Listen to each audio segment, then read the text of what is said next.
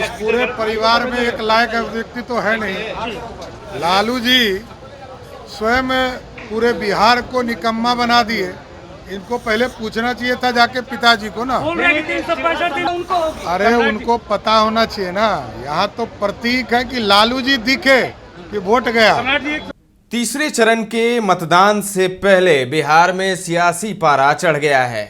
आज चिराग पासवान एलजेपी-आर के राष्ट्रीय अध्यक्ष और हाजीपुर से एनडीए के कैंडिडेट चिराग पासवान ने आरजेडी पर जमकर हमला बोला। इंडिया गठबंधन पर जमकर हमला बोला। उन्होंने एक बयान आरजेडी की तरफ से आया था कि पीएम आते हैं तो इंडिया की जीत होगी, इंडिया गठबंधन की जीत होगी। तो इस पर चिराग पासवान से जब पूछा गया तो उन्होंने कहा कि ये बेतुकी बातें हैं। अगर पीएम यहाँ आते हैं तो इंडिया कैसे जीतेगा, इंडिया गठबंधन कैसे जीतेगा, और तमाम तरह की बातें चिराग पासवान ने कही। आरजेडी को लेकर उन्होंने कहा कि भाषा की मर्यादा जो है वो लांघ चुके हैं, तो ऐसे में बोलना कुछ ठीक नहीं होगा। तो सबसे पहले हम आपको चिराग पासवान का वो बयान सुनाते हैं। पटना एयरपोर्ट पर पहुंचते ही पत्रकारों से बात करते हुए चिराग पासवान ने क्या कुछ कहा, सुनिए। 365 दिन रह भी गए तो उससे इनकी जीत कैसे हो जाएगी? कोई सर पैर है बातों का? हकीकत है इन लोगों के पास कोई बयानबाजी बची ही नहीं है। इन लोगों के पास अब ये सही में बौखलाहट की निशानी।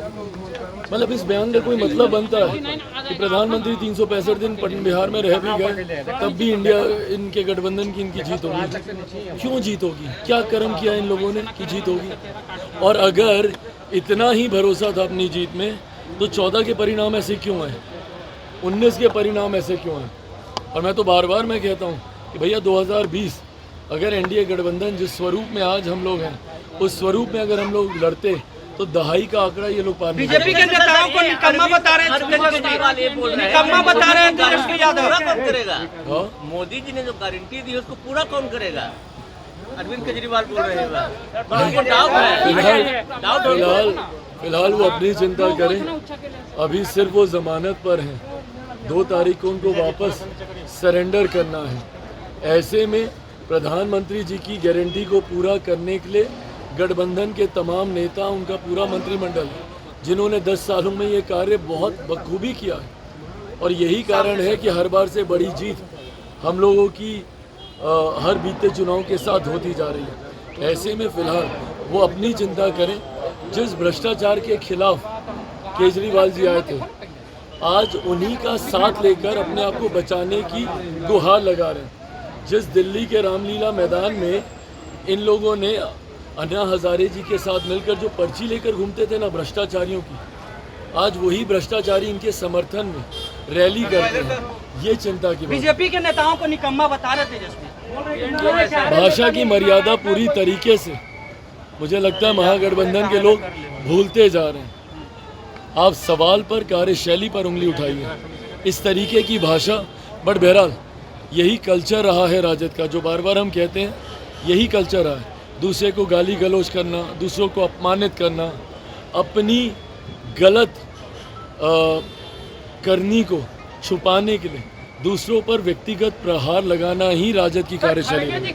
तो सुना आपने चिराग पासवान को। अब सुनिए डिप्टी सीएम सम्राट चौधरी को, किस तरीके से उन्होंने लालू यादव और उनके परिवार पर हमला बोला, साथ ही क्या कुछ कहा है सम्राट चौधरी ने, वो आप खुद सुन लीजिए। इस पूरे परिवार में एक लायक व्यक्ति तो है नहीं।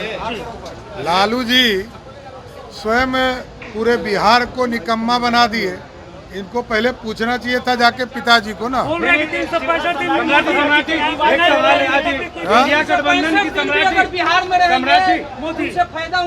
अरे उनको पता होना चाहिए ना। यहाँ तो प्रतीक है कि लालू जी दिखे कि वोट गया। तो सुना आपने, लालू यादव दिखेंगे तो वोट चला जाएगा। इस तरीके की बात सम्राट चौधरी ने पलटवार किया है आरजेडी के उस बयान पर जिसमें उसमें कहा गया था कि पीएम आते हैं, पीएम मोदी आते हैं तो वोट इंडिया गठबंधन का बढ़ेगा। तो बिहार का सियासी पारा चढ़ा हुआ है। 12 मई रविवार को पीएम रोड शो करने वाले हैं राजधानी पटना में, जिसको लेकर चाक चौबंद व्यवस्था की गई है। प्रशासन लगातार नज़र बनाए हुए है उस इलाके में जहां जहां से पीएम की गाड़ी गुजरेगी, और ऐसा लग रहा है कि उस पूरे क्षेत्र को दुल्हन की तरह सजा दिया जाएगा पीएम के आने से पहले। तो सियासी पारा चढ़ ही गया है। लोकसभा का चुनाव है, 34 चरण का मतदान होना है 13 मई को। उसमें से मुंगेर भी एक सीट है, मुंगेर हॉट सीट है जैसा कि आप जानते हैं। तो चिराग पासवान और सम्राट चौधरी का आपने बयान सुना। पटना एयरपोर्ट पर दोनों बातचीत कर रहे थे पत्रकारों से और दोनों ने आरजेडी पर निशाना साधा है। फिलहाल के लिए इतना ही। तमाम अपडेट्स देते रहेंगे, बने रहे दर्श न्यूज के साथ।